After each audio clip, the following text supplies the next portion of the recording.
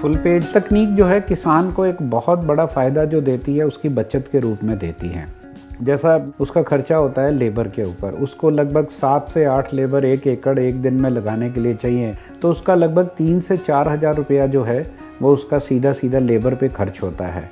उसके अलावा वो जो पडलिंग करता है उसमें भी उसका लगभग 1 से 2 हज़ार रुपये का खर्चा, तो ये 5 से 6 हज़ार रुपये का खर्चा जो है वो होता है। इस तकनीक के अंदर उसको सीधा मशीन की मदद से, जिसको सीड ड्रिल हम कहते हैं, उसकी मदद से इस खेत के अंदर बुवाई करनी है। और बहुत से किसान जो हैं वो दूसरे किसानों को रेंट पे, किराए पे उपलब्ध भी कराते हैं। तो नॉर्मली जो है वो 1 हज़ार रुपये एकड़ कुछ इस तरह से रेंट लेते हैं।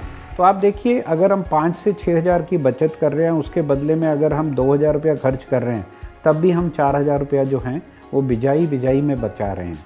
इसके अलावा धान के जो खरपतवार का कंट्रोल है, तो भी किसान के जो खरपतवार बचते हैं उसके लिए 1 हज़ार से 1.5 हज़ार रुपये की लेबर उसको एक्स्ट्रा लगानी पड़ती है।